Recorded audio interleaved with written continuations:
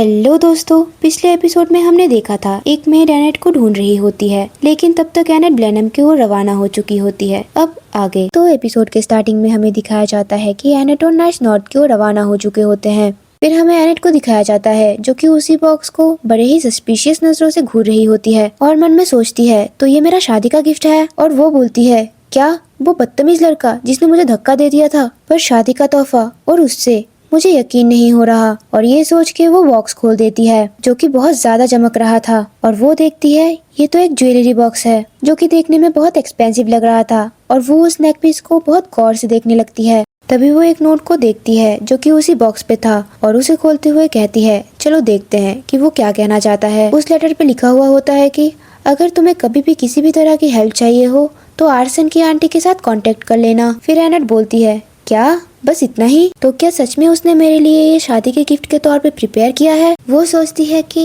एक तोहफा, एक इमरजेंसी कांटेक्ट और अचानक से यूँ मेरे शादी पे आना, और उसने ये सब कुछ किया मेरे भागने के प्लान को जानने के बाद भी। वो मुस्कुराते हुए सोचती है मुझे लगता था कि ये सब करते हुए मैं असली स्टोरी के प्लॉट से कहीं दूर ही भटक जाऊंगी, पर अब मुझे लगता है कि मैं अब अकेली नहीं हूँ, मेरे पास भी कोई है जो कि मेरे साथ रहेगा। पता नहीं क्यों पर अब मुझे लगता है ब्लेनम में जाके भी मैं एडजस्ट कर ही लूंगी। नेक्स्ट सीन में फेरल एनेट के कैरेज की तरफ जा रहा था और वो एनेट को बुलाने लगता है, पर हमारी एनेट तो घोड़े बेच के सो रही थी। फिर फेरल एनेट को जोर से पुकारता है, तब जाके एनेट की नींद फाइनली टूट जाती है। एनेट जागते हुए बोलती है क्या हम पहुंच गए? और वो फेरल से बोलती है ये क्या हुआ? फेरल बोलता है हमें कुछ देर के लिए यहाँ पे रुकना होगा क्योंकि कोई हमें ज्वाइन करने वाला है और हम उस पर्सन के लिए वेट करेंगे। फिर एनेट बोलती है अच्छा, पर तुम लोग तो इतना बिजी थे कि मुझे सी ऑफ करने का भी टाइम नहीं था। फेरल ऑकवर्ड तरीके से हंसते हुए बोलता है अच्छा मैंने ऐसा बोला था क्या? फिर फेरल बोलता है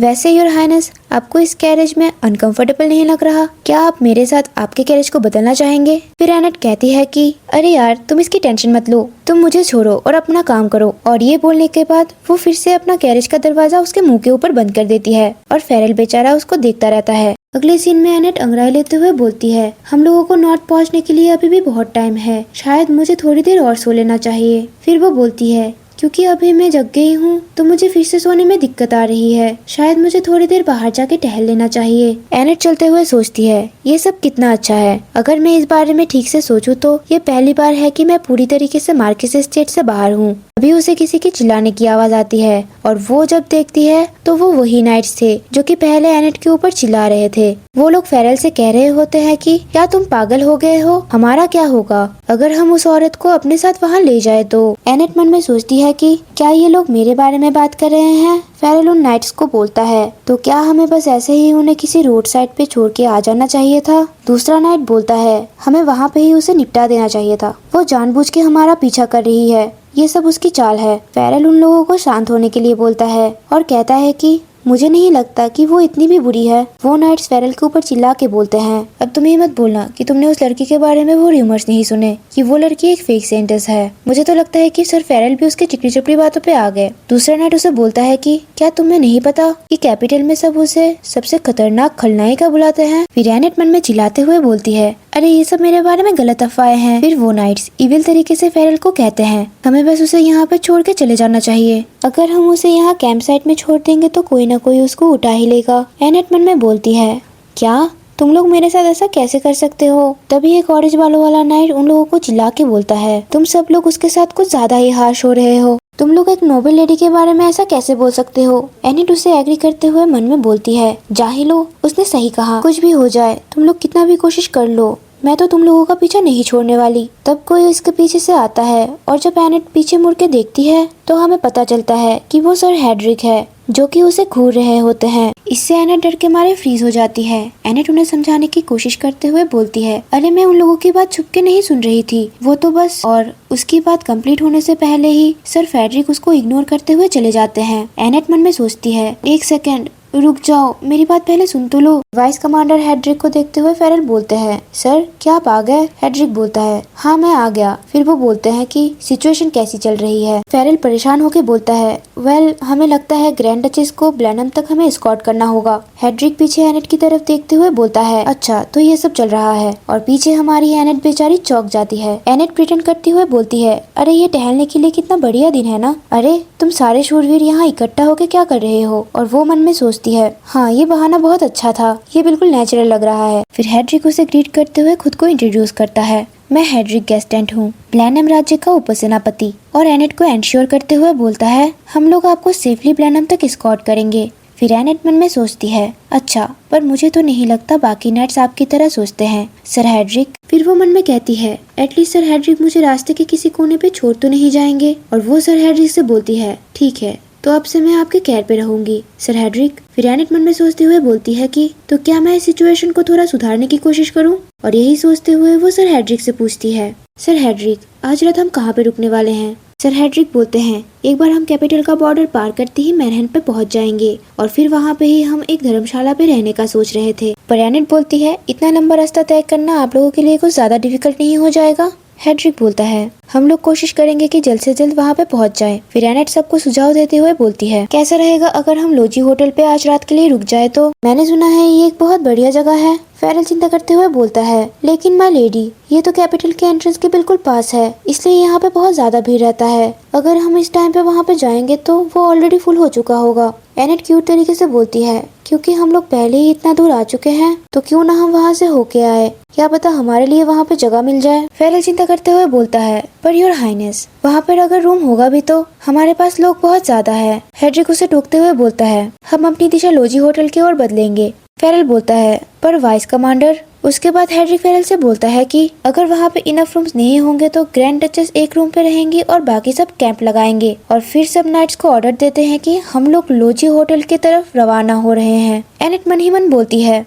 सर हेड्रिक तो मुझे जितना लगे थे उससे काफी ज्यादा सहयोगी निकले। दूसरे नाइट्स आपस में बात करते हुए बोलते हैं कि यार मैं आज वैसे भी बहुत ज्यादा थक गया हूँ और अब हमें कैंप भी करना होगा। फिर दूसरा नाइट बोलता है, वैसे ऐसा नहीं है कि हमें नहीं पता कि लोजी एक बहुत अच्छा होटल है ना? एनेट उनकी तरफ देख के मुस्कुराते हुए मन में कहती है, वेट ए मिनट, क्या तुम लोग ये कहने की कोशिश कर रहे हो क्योंकि मैंने ये सजेशन दिया था तो फिर रिस्पॉन्सिबिलिटी मुझे लेनी चाहिए? फेरल एनेट से पूछता है कि योर हाइनेस आपको इससे कोई दिक्कत तो नहीं है ना? एनेट बोलती है, हाँ इसे तुम्हारा क्या मतलब है? फेरल एनेट की इनोसेंट वाली शक्ल देख के मन में सोचता है, इसे देख के लगता नहीं कि इसके पास कोई प्लान होगा। फेरल दिल पे पत्थर रख के बोलता है कि अब बस हम यही उम्मीद कर सकते हैं कि वहाँ पे इनफ रूम्स बाकी हो। एनेट बोलती है कि ठीक है तो फिर हम चलते हैं। फेरल बेचारा सैड होकर चिंता करने लगता है, अब हम सब क्या करेंगे? एनेट मन में सोचती है कि सर फेरल कितने नरम दिल और थॉटफुल है। वो सच में इस बारे में चिंता कर रहे हैं कि सब लोग मुझे नफरत करेंगे। और एक ईवल हंसी हंस के कहती है, पर आपको इस बारे में चिंता करने की कोई भी जरूरत नहीं, तुम लोग सरप्राइज्ड होने के लिए तैयार हो जाओ। नेक्स्ट सीन में हमें लोजी होटल को दिखाया जाता है, जहाँ पर एक नाइट होटल से बाहर आते हुए बोलता है, वाइस कैप्टन जैसा कि हमने सोचा था यहाँ पर कोई भी कमरा अवेलेबल नहीं है। मैंने ग्रैंड डचेस के लिए कमरा बुक करने की भी कोशिश की पर उन्होंने कहा है कि वहाँ पे कोई लार्ज ग्रुप रह रहा है। हेड्रिक बोलता है,